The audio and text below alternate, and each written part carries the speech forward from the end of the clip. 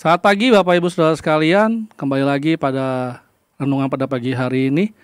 Sebentar sebelum kita memulai, mari kita berdoa. Bapak, terima kasih buat pagi hari ini.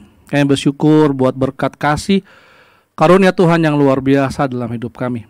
Kalau sebentar kami ingin mendengar firman Tuhan, bukakan isi hati pikiran kami supaya firman-Mu boleh berakar, bertumbuh dan berbuah dalam hidup kami, dan kami boleh semakin luar biasa bersama dengan-Mu. Kami sambut berkat Tuhan, dalam nama Yesus kami berdoa dan mengucap syukur. Haleluya. Amin. Pada pagi hari ini judul renungannya adalah Perlukah Tuhan Ditakuti? Ayatnya saya ambil di dalam Amsal 8 ayat yang ke-13. Begini firman Tuhan. Takut akan Tuhan ialah membenci kejahatan. Aku benci kepada kesombongan, kecongkakan, tingkah laku yang jahat, dan mulut penuh tipu muslihat. Bapak Ibu Saudara sekalian, kita sering mendengar orang berbicara kepada kita mengenai takut akan Tuhan. Sebenarnya takut akan Tuhan itu seperti apa? Makanya kenapa judulnya tadi saya bilang perlukah Tuhan ditakuti? Bapak Ibu Saudara sekalian, jika kita melihat dari Amsal 8 ayat yang ke-13, firman Tuhan dengan jelas mengatakan takut akan Tuhan ialah membenci kejahatan. Jadi orang kalau bilang dia takut akan Tuhan, itu artinya dia benci kepada kejahatan. Lalu di dalam hal itu dibagi lagi supnya. Ya, kejahatannya seperti apa? Firman Tuhan bilang, aku benci kepada kesombongan. Kita semua sama-sama tahu bahwa Tuhan membenci orang yang sombong. Orang yang merasa hebat, orang yang merasa mampu. Karena jika orang merasa hebat, maka dia tidak memerlukan Tuhan. Makanya kenapa Tuhan benci kepada kesombongan. Dia benci. Ya. Itu berarti sebuah kejahatan. Ya. Perlukah Tuhan ditakuti? Untuk orang-orang yang sombong seperti ini, jelas dia nggak takut Tuhan. Kenapa ya? Karena dia merasa bahwa dia bisa melakukan segalanya tanpa perlu adanya Tuhan. Itu yang pertama. Yang kedua adalah membenci kejahatan berarti membenci kecongkakan. Orang yang congkak gitu ya. Orang bilang sombong sama congkak bedanya apa ya?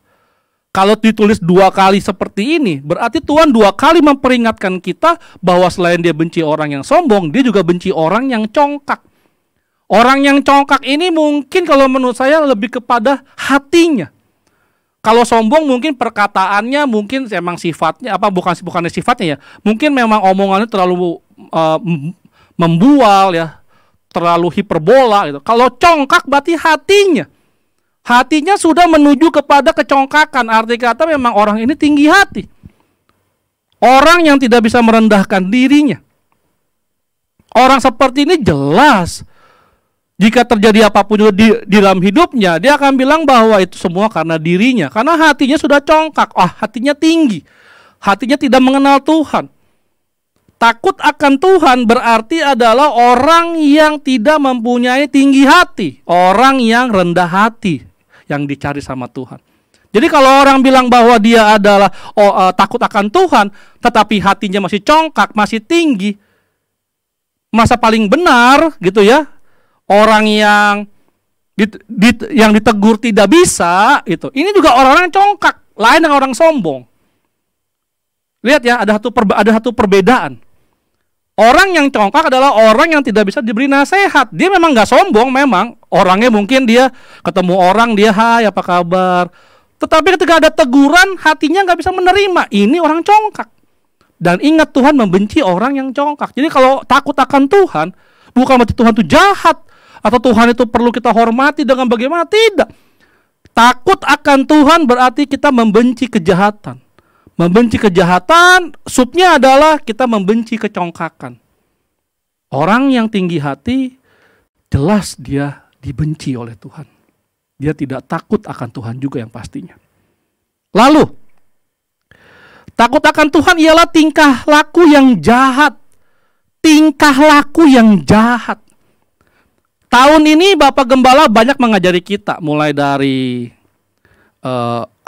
ilalang dan gandum. Bagaimana gandum bersifat dan bagaimana gayanya ilalang.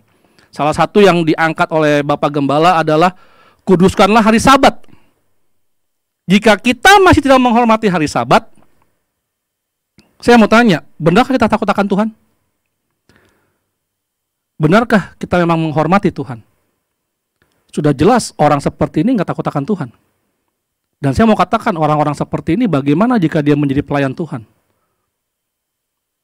Kalau menurut saya nggak pantas menjadi pelayan Tuhan. Wong dia nggak takut akan Tuhan. Tingkah laku yang jahat artinya dia berlaku jahat. Tidak ada satu kebenaran di dalam tingkah lakunya. Mohon maaf kalau saya terlalu keras pada pagi hari ini. Tapi seperti itu firman Tuhan. Tingkah laku yang jahat bukan berarti dia membunuh, ya itu udah pasti jahat. Tingkah laku yang jahat artinya berperilaku yang jahat. Salah satunya adalah menyakiti tubuh Kristus juga itu pada satu perilaku yang jahat. Pelayanan tidak on time. Mohon maaf nih Bapak Ibu Saudara sekalian. Datang gereja terlambat. Itu pun juga salah satu termasuk tidak menghormati Tuhan. Dan tidak takut akan Tuhan. Bagaimana kita bisa bilang bahwa kita menghormati Tuhan, menyayangi Tuhan, kita bilang bahwa kita umatnya Tuhan. Untuk perintahnya saja kita tidak bisa taat. Dan ingat, takut akan Tuhan ialah membenci kejahatan.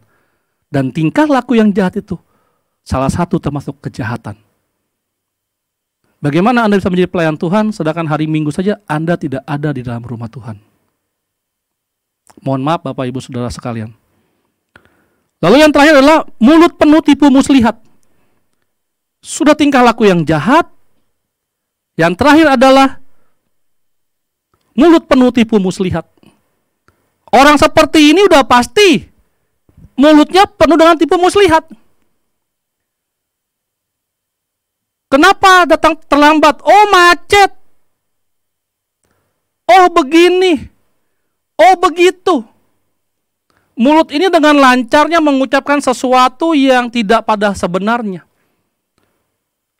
Sebelum pandemi, oh kapan gereja dibuka? Saya rindu ke gereja. Oh kenapa Zoom tidak dibuka kameranya? Oh karena begini, begitu, begini, begitu. Bapak Ibu Saudara sekalian, hati-hati terhadap mulut penuh tipu muslihat. Karena ini juga salah satu ciri sesuatu yang dibenci oleh Tuhan. Firman Tuhan juga ada mengatakan mulut yang dolak-dalik. Nah, jadi pada pagi hari ini kita mempelajari bahwa perlukah Tuhan ditakuti? Kalau menurut saya bukan takut akan Tuhannya, bukannya kita takut sama Tuhannya bagaimana. Tetapi yang perlu kita takuti adalah kejahatannya. Kita perlu membenci kejahatannya. Kejahatan. Karena dengan kita membenci kejahatan, berarti kita takut akan Tuhan. Dengan kita membenci kesombongan, kecongkakan, tingkah laku yang jahat, dan mulut penuh muslihat, itu berarti sudah mencerminkan hidup kita takut akan Tuhan. Mari sama-sama kita belajar takut akan Tuhan lebih lagi. Bukan hanya di mulut, tapi kita cerminkan di dalam setiap tindakan dan aksi kita.